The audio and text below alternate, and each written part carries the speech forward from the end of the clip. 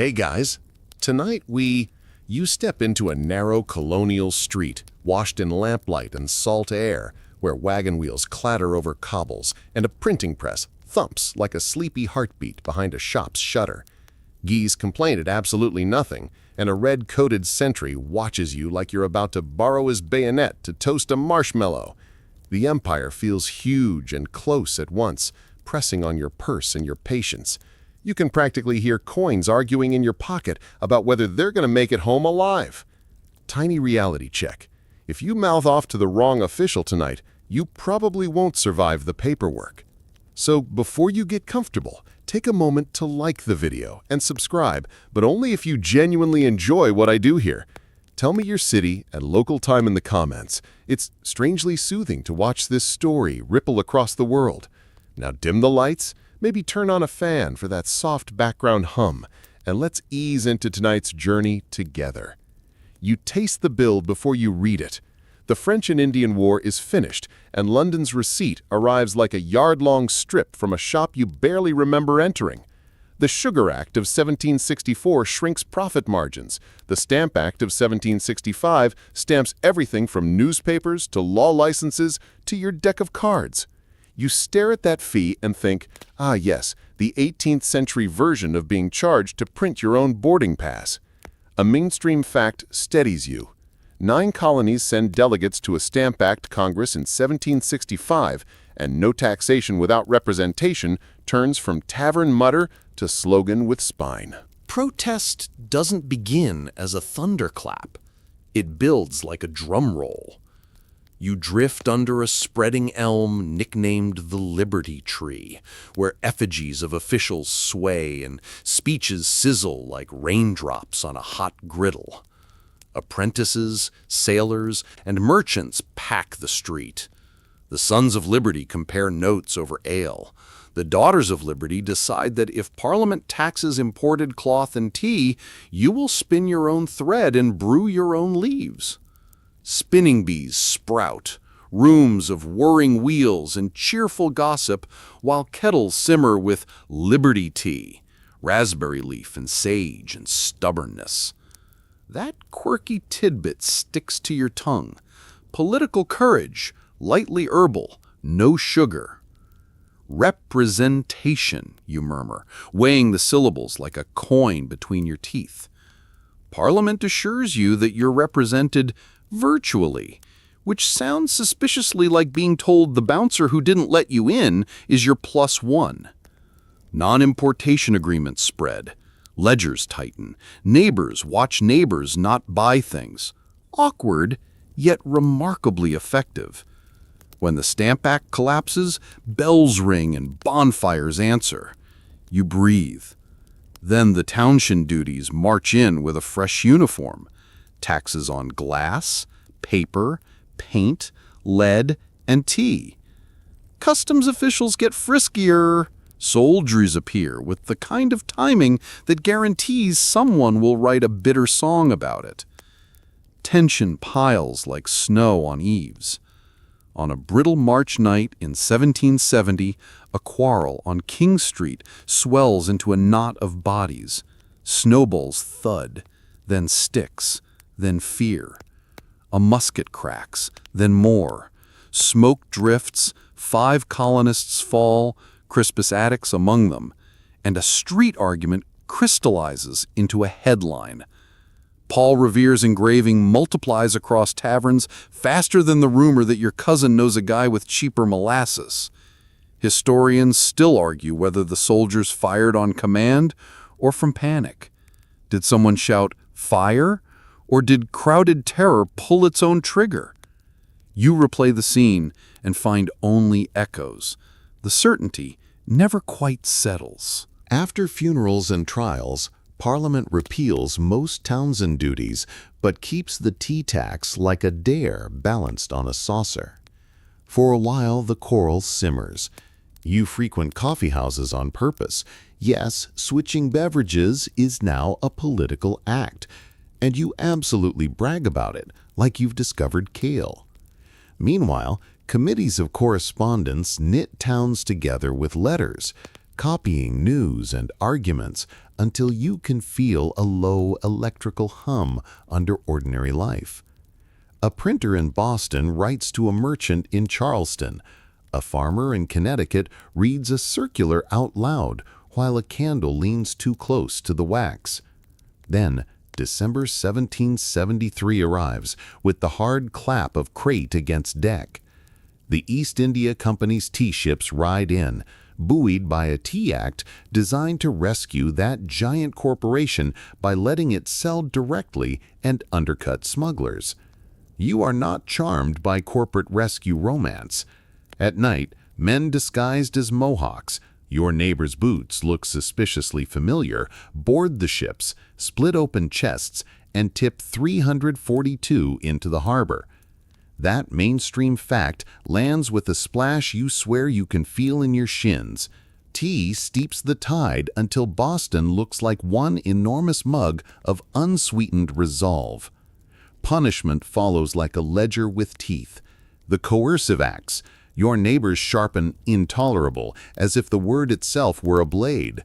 Close Boston's port, reshape Massachusetts' charter, leash town meetings, and allow royal officials accused of crimes to be tried elsewhere. Soldiers find lodging more easily. You blow out your candle as a knock rattles someone else's door. The empty wharf looks like a stage after the band packed up. Warehouses go hollow and echo. Yet wagons creak in from other colonies with grain, firewood, and sympathy, and suddenly unity feels practical, not poetic. The map tilts again with the Quebec Act, shifting borders north and tolerating Catholicism in ways many Protestant colonists find alarming. In your mind's atlas, lines move at night like furniture, and you stub your patriotic toe. Customs seizures make smuggling sound less like crime and more like family tradition. Another quirky detail you can't quite unsmell: some merchants hide Dutch tea in hollowed barrels under fish, because nothing says undetectable like eau de cod. You wrinkle your nose and file it with other survival tricks you'll never admit learning. So you go to Philadelphia with your curiosity and your caution. Carpenter's Hall in 1774 smells of ink, wool, and bread. Outside, carriages invent traffic before the word exists. Inside, delegates weigh syllables like silversmiths weigh ounces. You stand along the wall as they draft addresses to the king, affirm rights, endorse boycotts, and adopt the Continental Association. No imports, no exports, a diet for the empire's waistline. They are not ready to snap the cord, but they are done pretending the knot isn't choking someone. You feel the room practice a new kind of sentence: we together. Back home, the ordinary refuses to surrender to the extraordinary.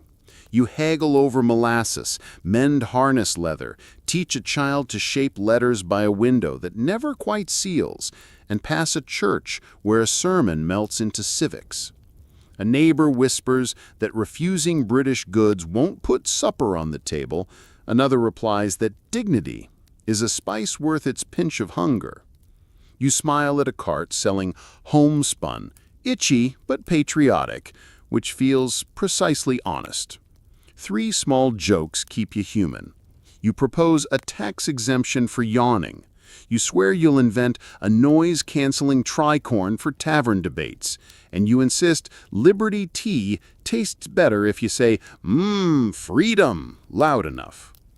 Militias drill on greens with a posture that aspires to straight lines and lands gently on polite crowd. An old sergeant nudges your elbow and says courage is just discipline with better posture. You practice shouldering a musket and try not to flinch. You flinch. Your shoulder tattles. Committees stock powder just in case, the slipperiest phrase in the language. Historians still argue whether most colonists want independence now or merely a fair imperial bargain. Your neighbors would likely answer, whichever comes with cheaper tea and fewer soldiers. Underneath the slogans, you crave the simple things: dignity, security, a say. Night sinks. The Liberty Tree whispers gossip to the wind. The wharf remembers tea like a dark stain. Letters slip hand to hand until the colony map feels stitched with thread you can almost see. Somewhere, a general studies maps. Closer to home, you lay out quill, ledger, and musket on the same table, because you live in a time when paperwork and powder sit side by side. You check your fire lock, pinch the candle wick, breathe slow, and let stubborn hope settle in your bones as scattered protests harden into a careful, waiting stance. You wake before dawn to hoofbeats skittering over ruts and a fist at the door that drums your ribs. Lanterns bob in the lane. The whisper makes every hair on your neck choose a different direction. The King's regulars are marching out of Boston toward Concord stores. Not the British are coming. You and your neighbors are British subjects, technically, but regulars are on the road. Paul Revere rides, yes, but so do William Dawes and Samuel Prescott, and a whole relay of nameless riders who prove that news prefers many small lanterns to one big torch. You pull on your coat, taste cold iron in the air, and step into a morning already deciding what kind of day it wants to be. On Lexington Green, April 19, 1775, the world inhales until your lungs ache. Captain John Parker's militia draws up, a thin line trying not to look like a line. The grass is wet, the air tastes of flint, muskets click like nervous teeth. Someone shouts, a shot cracks, the poem will call it the shot heard round the world later, and confusion tilts the earth. Historians still argue whether that first spark jumps from a jittery finger, a misfire, or a soldier's barrel nudged by fear. Smoke curls, bodies drop, the line buckles and then finds its feet because fear and duty keep tripping each other and neither wants the last word. You back away with your heart trying to climb out of your throat. And the day, this long, unruly day, keeps moving. By Concord, the sun shoulders up over orchards and the North Bridge pretends it hosts only ducks and daring teenagers. Companies wheel across planks slick with new day. The first volley slaps the river into rings, a redcoat stumbles, echo ricochets from barn to hill and back again. When the British column turns from Boston, the road becomes a gauntlet of stone walls, fences, and very opinionated farmers. You make your peace with sprinting in buckles, a cardio session you don't log because the Fitbit hasn't been invented, and discover that a good hedge is also a good argument. All afternoon, the retreat pencils a jagged line back toward Boston, and you follow it with the rest of the countryside awake and on its feet. By nightfall, 13,000 militia have thrown a necklace of campfires around the peninsulas. Inside Boston, General Gage counts barrels and patience.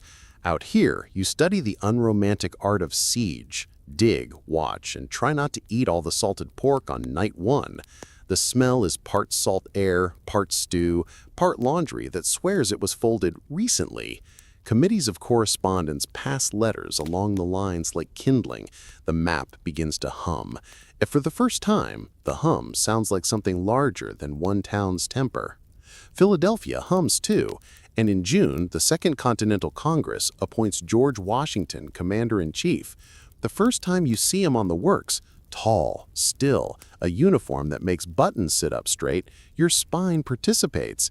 You speak softly, writes constantly, and starts the delicate sorcery of turning families with muskets into an army.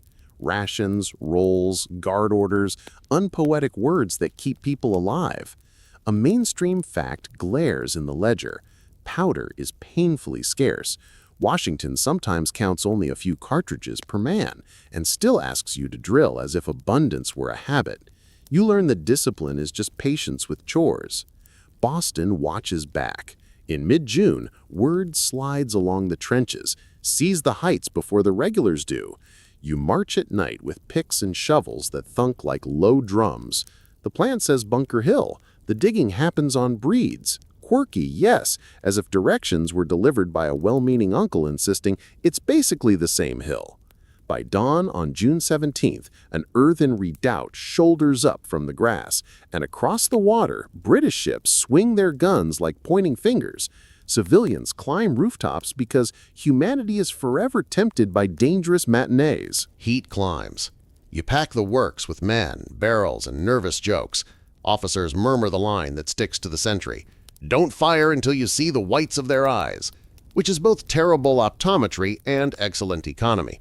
Historians still argue who said it first, Israel Putnam, William Prescott, or an aimless captain with a knack for slogans. Dr. Joseph Warren arrives to fight as a private, though he outranks many. You nod to him and taste copper behind your teeth, a flavor the day won't let you spit out. Red ranks climb the slope, bayonets like teeth, drums spelling out the syllables of professional confidence. You hold, hold, hold. Then your volley tears the air and unthreads the front. They fall back, form again, climb again. Your second blast rips wider gaps. Smoke turns the hill into a hot fog. On the third ascent, your powder thins to nothing, and the fight goes to steel and grit. You parry with ramrods, swing musket butts, and back away in stubborn fragments while the redoubt splinters. On paper, the British take the ground. In every honest heart, the math feels different. What the paper cannot omit is casualties. More than 1,000 British killed and wounded shock even their officers. Fewer losses on your side, but one name hollows you. Warren falls. Later, Paul Revere identifies his remains by a dental prosthetic he had made for him, a grim, quirky detail that pairs medicine with mourning and proves that revolutions are also built from small, practical skills. A mainstream lesson settles like a stake. Dug-in militia, properly led, can face regulars and not blink first. Confidence, still raw, begins to harden. The siege turns methodical, discipline wearing a bored face. Washington forbids pillage, orders drills, and writes letters that read like politely urgent shopping lists. Shoes, shirts, tents, and powder above all. You learn to cut fascines, throw up breastworks, rotate picket duty without losing toes or temper, and aim without wasting a pinch. North of you, Fort Ticonderoga falls to a mixed band under Ethan Allen and Benedict Arnold. Its cannon, sleeping among pines, look like a solution wrapped in long distance. Enter Henry Knox, Boston bookseller turned self-taught engineer who volunteers to fetch those guns in winter. December bites. Knox's noble train of artillery groans across New York and Massachusetts, oxen straining, sledges creaking, men cursing ice that pretends to be helpful and then absolutely is not. One cannon drops through river ice and must be hauled out like a misbehaving whale. Towns greet the procession like a snowy parade. Children wave mittened hands. You decide this is the 18th century CrossFit. Lift heavy things, drag them uphill, complain to your diary, and repeat. By late February 1776, the guns arrive, iron-cold, quietly magnificent. Washington smiles, a small change in weather, and points to Dorchester Heights, twin hills south of Boston that command the harbor like a balcony over a tense play. On the night of March 4-5, you work under bombardment and darkness, hauling timber, fascines, and those heavy beauties up steep slopes. Morning finds a fortress where last night there was only moonlight. Surprise turns out to be more persuasive than shouting. The harbor suddenly looks smaller from the wrong side of your cannon.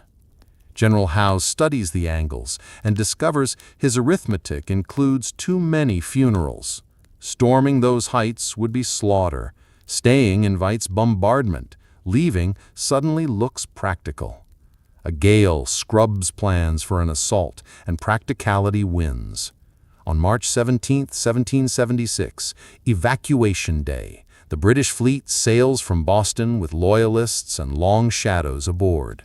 You watch masts dwindle into the sky's bright fog and feel the city exhale. It's the war's first major British withdrawal, a clear signal that this quarrel has become a war with chapters.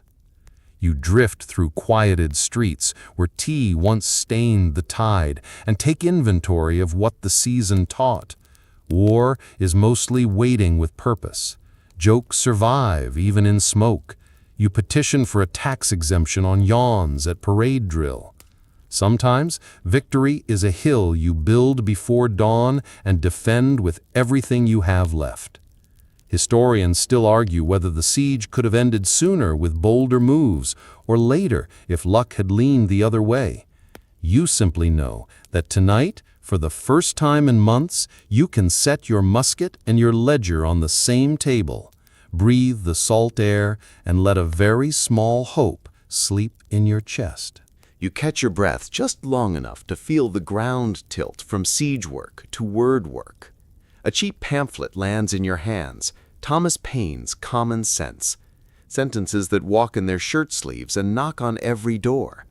In January 1776, it floods taverns and porches, arguing that ordinary people can claim extraordinary authority and that an island shouldn't manage a continent. You read by candlelight while the wick spits. The quarrel over taxes stretches into a question about who gets to say what tomorrow means. Through spring and early summer, committees draft declarations for towns and regiments, practicing independence before pronouncing it. You wait outside the State House in Philadelphia, heat pressing your hat down while delegates argue at open windows. On July 4, 1776, the Continental Congress approves a Declaration of Independence, mainstream fact, solid as the bell rope in your hand. Printers work late. Dunlap's broadsides go up while the ink still bites. You hear the words read in a square, and your chest feels like a room with all the shutters thrown open. You vowed a patent and noise-canceling tricorn right after the war, because cheering lives loud in small streets. In New York, ropes lasso the equestrian statue of George III. King and horse come down with a thud you feel in your teeth. Fragments go to the smelter, poured into musket balls, a quirky conversion you keep retelling. Historians still argue whether most listeners met the Declaration with relief, dread, or both. You remember equal parts hurrah and a heavy silence. The British choose New York as their anvil. Deep harbor, central crossroads, islands that invite traps. Masts rise from the horizon until the sea looks wooded. Howe moves with patient weight. Washington spreads your still-learning army across Long Island, Manhattan, and the Hudson's shoulders, trying to guard everything when you can barely hold anything. You dig, sweat, and try to look taller than your rations permit. August 27th arrives like a trapdoor. On Long Island, British attacks pin your front, while a larger column slips through Jamaica Pass before dawn. Pressure closes from the flank. You fight, you fall back, and you master the craft of not panicking all at once. Night, wind, and oars conspire to save you. John Glover's Marblehead Mariners ferry regiments across the East River under a blanket of fog. Oarlocks are muffled, even the boats breathe shallow. Dawn finds empty works where you stood, as if you borrowed the moon and returned it before anyone woke. New York becomes a string of scrapes that still teach. Harlem Heights steadies your legs, White Plains nudges you backward again. November bites. On the 16th, Fort Washington falls, more than 2,000 comrades captured. And days later, Fort Lee empties in haste. The retreat across New Jersey begins, bridges lifted behind you, carts complaining, enlistments bleeding away with the leaves. You develop a committed relationship with mud, it never ghosts you, and promise to invent waterproof socks made of optimism. Washington's letters read like desperate shopping lists, shoes, shirts, powder, and your captain reads from Paine's Crisis. The line about times and souls straightens backs like a splint. Historians still argue whether Howe could have crushed Washington had he pressed harder, or whether he hoped to coax reconciliation. You shelve the question and keep marching. The Delaware lies between you and catastrophe, edged with ice that clinks like broken glass. On Christmas night, you climb into boats with frost chewing your knuckles. Snow exfoliates your face, artillery slides on planks that dreamed of being skating rinks. You mutter thanks to Knox's noble train and every ox that believed in uphill. Trenton at dawn, December 26th, is gray and tight-lipped. The Hessian garrison under Colonel Rahl has been harried for days. Pickets twitch. You pour into town by 2 roads. Brass guns speak from street ends like stern uncles. A rumor keeps pace. Rahl receives a written warning and pockets it unread. Whether or not that detail is perfectly tidy, the result is real. Hessian formations buckle, streets fill with smoke and shouts, and in a short, hard burst, the town is yours. The date fixes to memory, and the captured men and supplies jolt a cause that was turning blue at the lips. Washington refuses to let momentum melt. You recross the Delaware, yes, again, and set a screen at Trenton to draw British forces while the main body slips away at night toward Princeton. Campfires glow bright on purpose to sell a lie. The army moves like a rumor. January 3rd, 1777. Near Stony Brook, the fight fractures. General Hugh Mercer is mortally wounded. Your line buckles. Then Washington rides into the gap, reins close, voice low, and steadies the center the way a hand steadies a shaking table. You see grape shot kick dirt nearby and feel your spine straighten. Ends quickly, but not quietly. Some British regulars barricade in Nassau Hall. A cannon round crashes through, and later storytellers insist it neatly nicks a royal portrait. The bell sounds like a throat clearing after a long cry. In 10 crucial days, from the night of December 25th to January 3rd, you crossed, struck, slipped, and struck again, and a judgment takes hold. The cause is alive. You don't own victory, you own momentum, which in this winter feels rarer. Resolve, that quiet muscle, grows in the aftermath. Enlistments renew. A few more wagons find camp. Washington leans into preserving the army and pricking the enemy rather than seeking one grand collision. Survival becomes a tactic, not an apology. Historians also argue whether the Hessians at Trenton were drunk from Christmas or merely exhausted by constant alarms. You vote for exhaustion because fatigue has staggered you more than any punch bowl. Joke 3, move Christmas to July to keep everyone sober and warm. After the worst stretch of the year, you've learned the shape of endurance, how words can light a fuse, how retreats can save a fire, and how a river can carry you back toward yourself. By candlelight, you look over the page you've lived.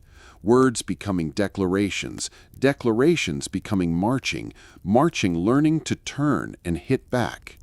The Dunlap broadside in your pack is creased and oil-stained, its blue wrapper long since cut into cartridges. You smooth the paper and feel how resolve travels, street to page, page to powder, powder to action, and then back again to belief. Outside, the river grinds under its crust, like the continent adjusting its shoulders. You bank the fire, pull the blanket to your chin, and let the new year settle around your breathing like a promise you can hold.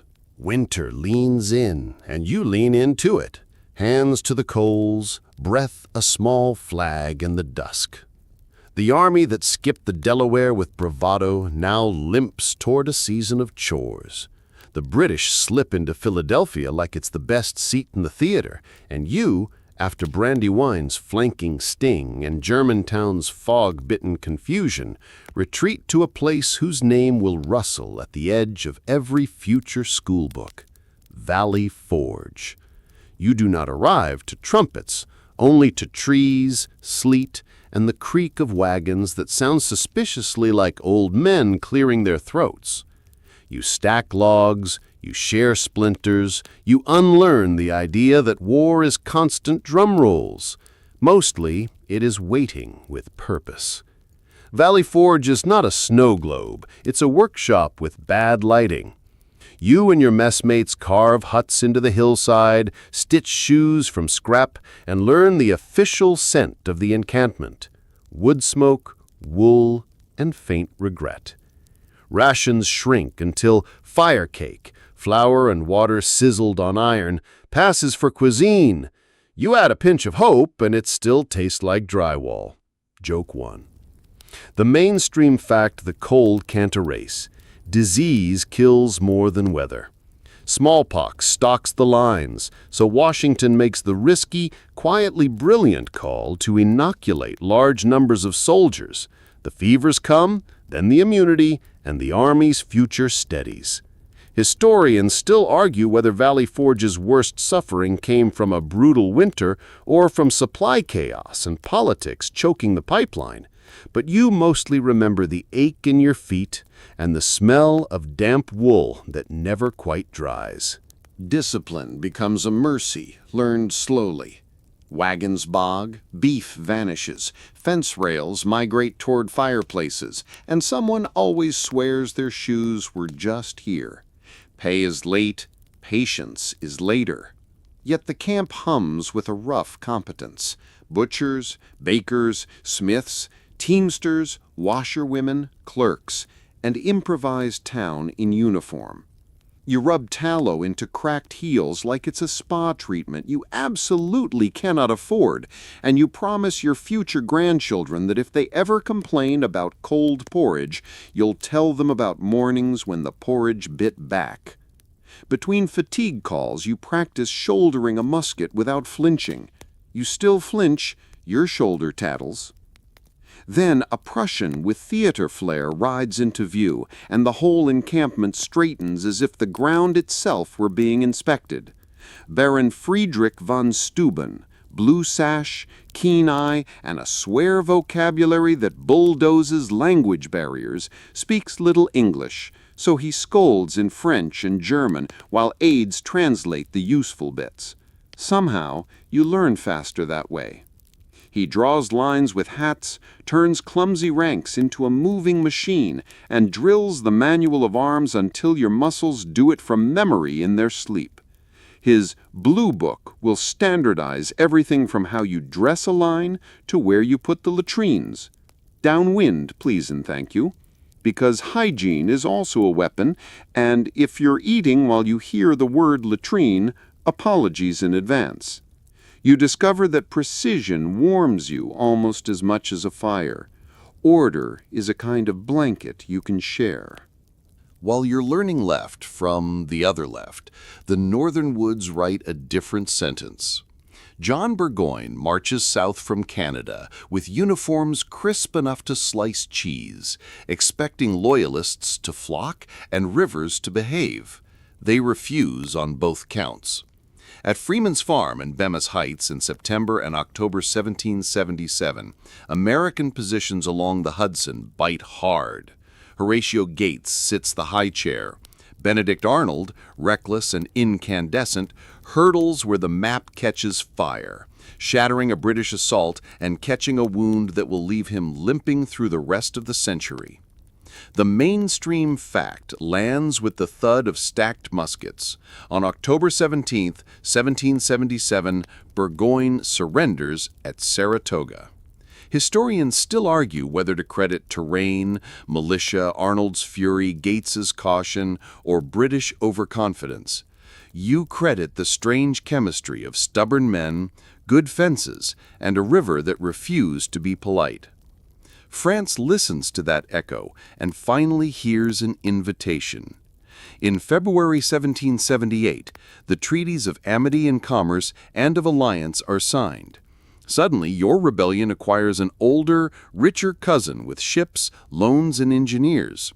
That summer, the Comte d'Estaing noses a French fleet toward Newport.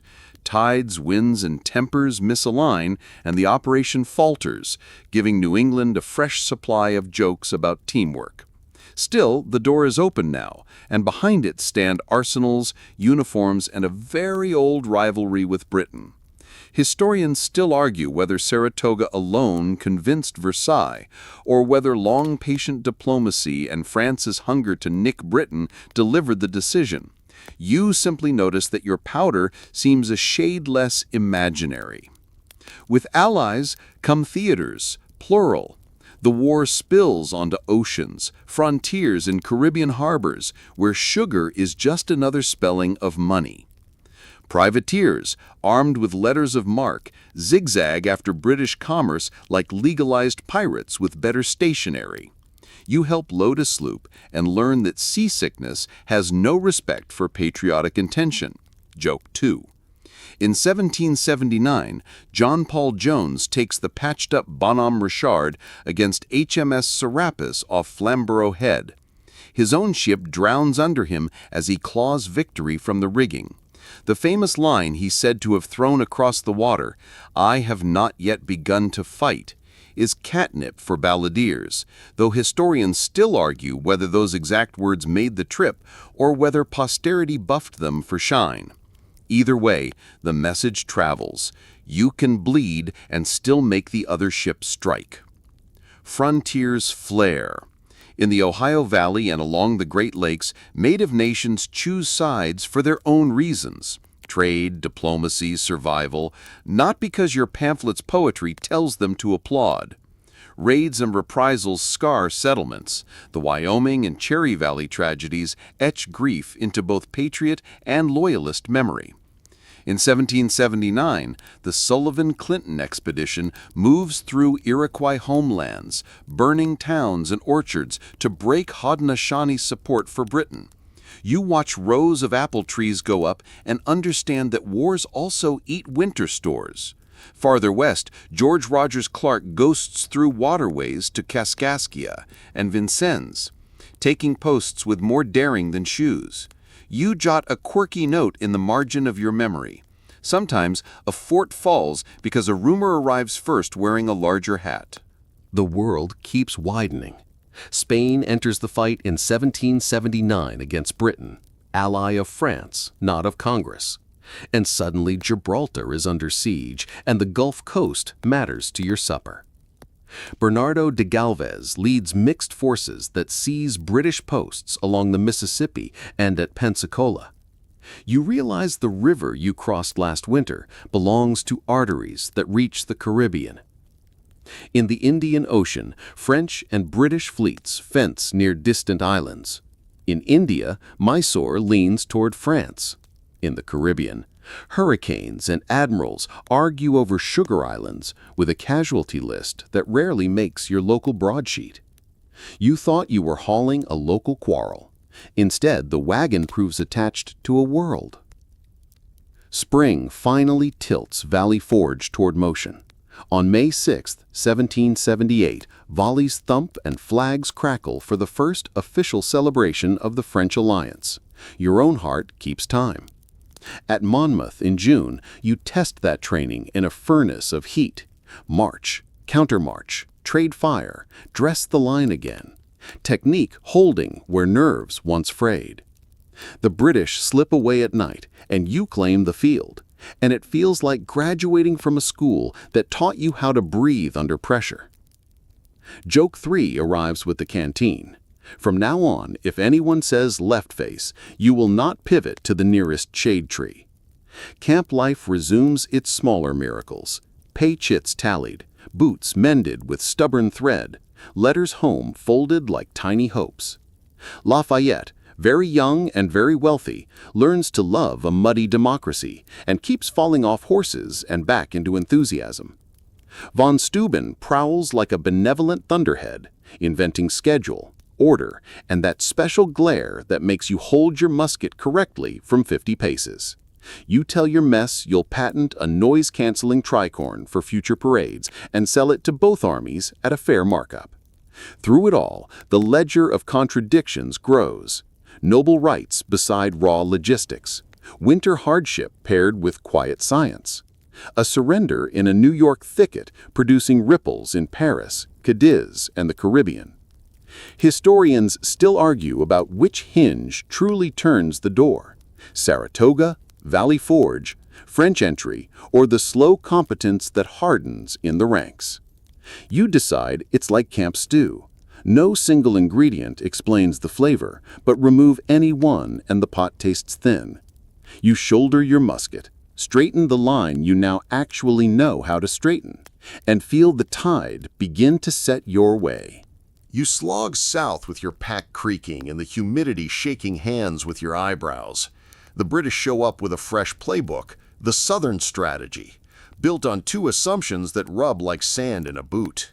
Loyalists down here will flock to the crown, and deep-water ports will keep redcoats well supplied. Savannah falls in late 1778 and becomes a tidy British foothold. A combined French-American attempt to retake it in 1779 collapses under smoke and cannon at the city's edge. You taste marsh salt, hear frogs arguing about nothing, and realize the war has traded winter frost for a long, muggy grind that sticks to your skin like a bill you forgot to pay. Charleston is the great prize, a harbor city with money, shipwrights, and pride tall enough to cast afternoon shade. In spring 1780, the British net tightens, lines across rivers, parallels in the sand, batteries creeping forward with professional patience. Inside the defenses, you patch walls and morale. Outside, Sir Henry Clinton and Admiral Arbuthnot play chess with real houses. After weeks of pressing dread, the garrison surrenders on May 12, 1780. Mainstream fact. A square stone you can't step around. More than 5,000 Americans are captured, and the harbor that once slurped tea like a scandal now mirrors British masts. You walk the emptied streets and swear you can hear the echo of promises taking different sides. With Charlestown, as you still call it, under the Union Jack, British columns fan into the interior. They offer protection to loyalists, paroles to patriots who go home and behave, and sharp consequences to anyone who doesn't clap politely. You watch neighbors choose, some for the king, some for Congress, some for whoever won last week. The Civil War inside the war climbs the porch steps. At the Waxhaws, Bannister Tarleton's Legion cuts through a patriot force. Whether it was massacre, misunderstanding, or momentum gone ugly, the story hardens into a rallying cry as fast as rumor can saddle a horse. Historians still argue whether Tarleton's quarter describes deliberate cruelty or the chaos of a battlefield that outran orders, but you mostly remember how anger travels quicker than supply wagons. Camden follows in August with the thud of a cart hitting a sunk cost. General Horatio Gates, hero of Saratoga, marches hungry men into a dawn collision with Lord Cornwallis. Militia on your left crumble, and you run with them, because sometimes feet make decisions hearts can't. You mutter that your noise-canceling tricorn would be more useful if it canceled bayonets. Joke 1. Then stop joking and keep moving. Morale goes brittle. British officers write confident letters about pacification, and somewhere a desk in London gets the idea the South is sewn up with tidy thread. Instead, a string of small, mean fights stitches the Carolina hills with barbed thread. New names travel campfires: Thomas Sumter, the gamecock, Andrew Pickens, the wizard owl, and Francis Marion, the swamp fox, who turned cypress swamps into living fortresses. You learn the choreography of ambush: ride hard, hit quick, vanish into canebrakes and pines. Destroy a convoy here, snap a courier chain there, and suddenly a grand army feels like a whale pestered by unseen fish. One quirky tidbit you keep retelling. Tradition says Marion once hosted a British officer at a truce parley and served a meal of roasted sweet potatoes on a log. The guest left impressed that men fighting on such humble fare would never quit. Historians still argue whether that dinner happened exactly that way, but you do know sweet potatoes keep showing up in your life like loyal friends. The cost is not folklore. Barns burn, mills halt. Prisoners do not always come home. Household ledgers fill with entries no one wants to read aloud. One cow sold, one son gone, one field unplanted. Enslaved people read policy like weather. Lord Dunmore began it in Virginia in 1775. In 1779, the British issue the Philipsburg Proclamation, offering freedom to those enslaved by rebels who reach British lines. You see families test the edges of maps, slipping through pine shadow toward outposts and warships, gambling that danger plus possibility beats certainty without hope. Indigenous nations make choices of their own. Catawba warriors fight beside patriot neighbors. Cherokee communities, entangled in earlier campaigns and treaties, face reprisals and relocations that never fit neatly into anyone's pamphlet. The frontier keeps its receipts long after cities change flags. Fall 1780 insists the backcountry has its own spine. At Kings Mountain on October 7th, frontier militia swarm a rocky ridge where Major Patrick Ferguson and his loyalists stand cocky and exposed. You climb, fire, fall back, climb again, the rhythm of people who hunt and farm more than they parade. The Loyalist line buckles, Ferguson falls, and the Southern Loyalist high tide quietly turns in on itself. Mainstream lesson: neighbors can beat neighbors into changing a war's direction. You sit on a stump afterward, hands shaking the way hands do when courage cashes its check, and realize the hills just wrote a paragraph the cities will have to read. Into this churn rides Nathaniel Greene, taking command in December with a ledger brain and a gift for not losing. He splits his force, heresy to tidy minds, and gives Daniel Morgan an independent wing to prowl the western backcountry. Morgan lures Tarleton toward open ground near the Broad River. On January 17, 1781, at Cowpens, you set a trap built like a well-timed joke in 3 acts. First, skirmishers sting and sidestep. Second, militia deliver 2 deliberate volleys and retire on purpose, looking just enough like a rout to tempt pursuit. Third, a solid Continental line waits behind the crest, anchored by cavalry ready to bite. When Tarleton's men surge, they find a hinge closing on them from both flanks, a double envelopment so clean even future textbooks sit up straighter. Mainstream fact: Cowpens breaks a feared British light corps and sends shock through Cornwallis's plans. Cornwallis, furious and impressed, pursues Greene through the Carolinas in a winter chase that shreds boots and maps. The race to the Dan becomes your cardio plan. You still don't log it, Fitbit remains tragically unavailable. Greene saves the army by slipping across flooded rivers, then turns to fight at a place of red soil and split-rail fences, Guilford Courthouse, March 15, 1781. The battle staggers across fields and woods, 3 lines deep, smoke knitting the trees together. British regulars hold the ground by day's end, but at such cost that victory looks like a receipt with too many zeros. Historians still argue whether Guilford truly crippled Cornwallis or merely nudged him toward Virginia. You only know your ears ring, your cartridge box is light, and the British camp sounds strangely quiet for winners. Greene does not chase the beaten army so much as harvest its overreach. "We fight, get beat, rise, and fight again," he writes, and the phrase feels like the South's whole biography. He peels Cornwallis away from interior support by threatening posts elsewhere, raids supply, and picks battles that hurt more than they cost. At Hobkirk's Hill and Eutaw Springs, the fighting is bitter, seesaw, and unresolved. Your notebook collects the words nearly and almost like pressed leaves. Yet British garrisons shrink back toward the coast, and Loyalist confidence thins into caution. You brew roasted chicory because tea is suspect and coffee is dear. If anyone asks, you call it Liberty Latte and keep a straight face. Joke 3. Mosquitoes form their own militia and always find the 1 inch of your wrist you forgot to grease with bacon fat. Joke 3.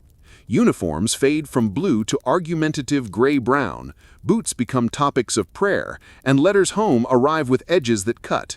Meanwhile, the civilian war keeps writing its smaller, no less real chapters. Women keep farms, run shops, spin until fingers blister, and sometimes carry powder with the same steadiness they carry toddlers. Nancy Hart's legend grows in Georgia, 6 feet of rumor and grit, outwitting Tory visitors in a cabin that probably deserved hazard pay. Quakers wrestle with conscience. German-speaking farmers juggle languages and loyalties. Parsons preach patience while muskets dry behind doors.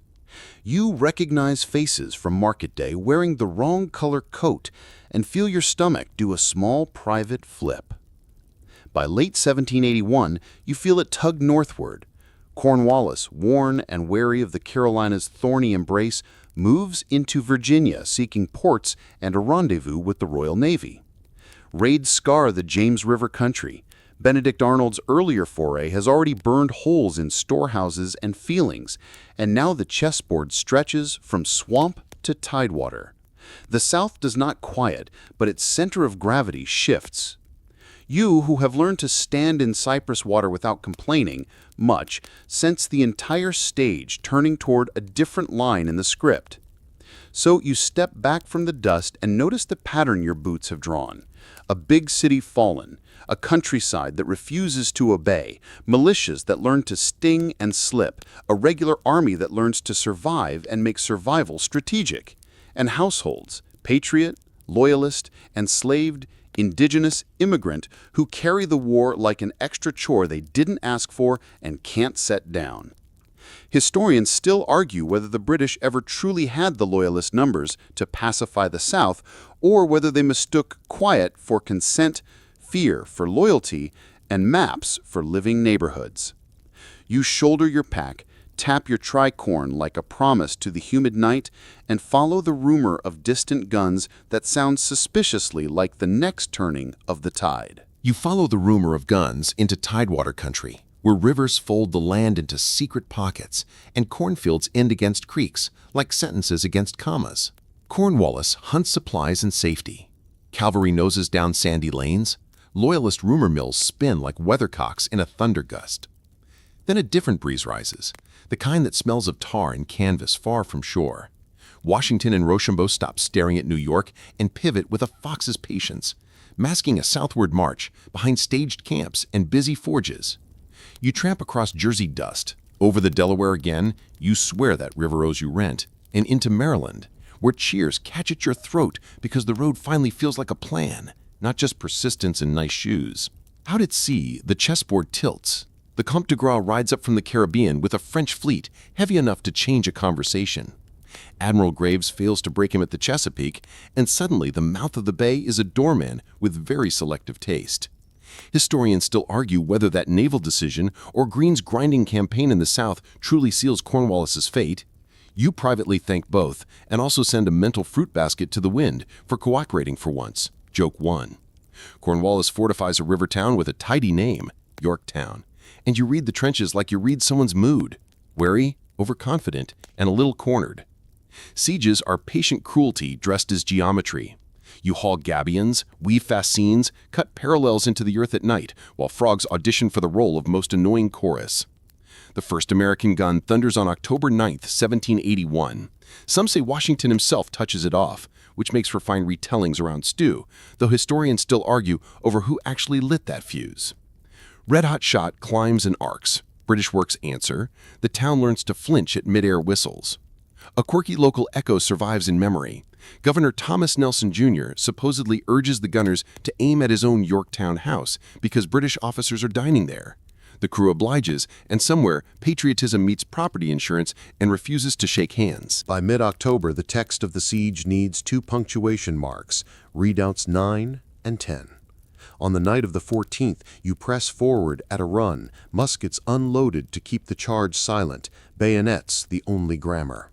Hamilton leads the column at Redoubt 10 with a velocity that looks reckless in daylight. The French storm Redoubt 9 with equal theater. You trip, scramble, curse softly, and climb because the ditch always looks deeper from inside your boots. 5, then 10, then a rush of men swallow the works. Cheers crack open the dark, and you realize the lines will move again tomorrow because you just stole the hinge. Cornwallis tries a last thin card. Boats across the river to Gloucester Point for a breakout. The night agrees, a storm refuses. Canvas whips, oars slap at nothing, and the river decides the rule of the game. You wake to soggy silence and a message traveling tent to tent, flags of truce, the talk of capitulation. October 19, 1781 becomes a date that wears its own cloak. British soldiers march out, stack arms, and the sword of surrender passes, General Charles O'Hara offering it, Cornwallis pleads illness, to Washington, who directs him to General Benjamin Lincoln, a small, elegant reply to a humiliation Lincoln suffered at Charleston. As the ranks go by, a tune trails in later retellings, The World Turned Upside Down, though historians still argue whether that song really played or whether we like the lyric too much to let the truth interrupt. Joke 2, if your world doesn't turn upside down on a schedule, check your siege settings. You want trumpets of ending, but the war behaves like a stubborn guest who lingers near the door. The British still hold New York, Charleston, and Savannah. The Caribbean keeps bleeding. Negotiations creep along Atlantic cables made of ink and suspicion. Yet the center of gravity shifts. In London, a ministry falls. At sea, convoys sail with more calculation and less swagger. In your camp, letters home change tone from if to when. Savannah evacuates in July 1782. Charleston follows in December. New York will not breathe free until late 1783, but a long exhale has begun. Between battle and treaty lies a tightrope no drum teaches you to walk. Pay is late. Paper money sags into jokes, not worth a continental, becomes the shrug you wear to market. In the huts along the Hudson during the winter of 1782-83, resentments smoke under rafters. Officers brood over arrears and pensions. A plot, the Newburgh affair, rustles like a rat in the grain. You stand in a crowded room while Washington speaks haltingly, pulls out a new pair of spectacles, and murmurs that he has grown gray in your service and now grows nearly blind. The paper blurs for you too, and the moment cools hot tempers in a way no bayonet ever could. Historians still argue whether there was a real coup fermenting or only hard talk and theater. You remember the collective decision to step back from a cliff. Diplomats etch the map, while regiments wait for orders that don't yet exist. On September 3, 1783, the Treaty of Paris recognizes the independence you have been pretending into reality. Boundaries to the Mississippi, fishing rights on the Grand Banks, recognition of debts, recommendations, not requirements, regarding Loyalist property. Spain gets Florida, France gets bills. You get a future that will insist on installments. The mainstream fact lands like a clean stamp. Independence acknowledged. Your mess celebrates with Liberty tea that tastes exactly like dried optimism, then upgrades to Liberty latte when someone finds chicory. Joke 3. You plan a business empire selling noise-canceling tricorns to anyone who ever stood picket, then remember you don't actually know how to sew. The armies loosen. Muster rolls grow transparent. Men go home to farms that have been plowed by patience and postponement. The Book of Negroes records thousands of black loyalists evacuated to Nova Scotia and beyond, a ledger of names and departures that smells of salt, courage, and compromise. Many who sought British lines reached something like freedom. Many others, who fought on both sides, who seized chaos's brief door, land in limbos where promises evaporate in cold wind. Indigenous nations, never invited to Paris's table, face a republic that reads the frontier as promise, not as a set of older sovereignties. Your boots will crunch that moral gravel for a long time. Women who ran farms, stores, and supply lines hear applause fade and the old expectations shuffle back in. A phrase, Republican motherhood, sweetens duty while dodging power. Congress, under the Articles of Confederation, counts coins it cannot mint and requisitions it cannot enforce. The Army's last angry mutter in Philadelphia sends delegates scurrying to Princeton and beyond. Debt, state rivalries, and Western land claims jostle like siblings in a narrow hallway. You realize the war's end is not a full stop. It's a comma that asks the next clause to make sense. Yet there are sparks of order. Survey lines quietly grid a wilderness. Merchants reopen shutters. Children ask whether they can keep the tricorn. You tell them yes, but only if they promise not to invent a militia of mosquitoes. Too late, they say, recalling your southern summer. And then, in Annapolis on December 23, 1783, Washington resigns his commission.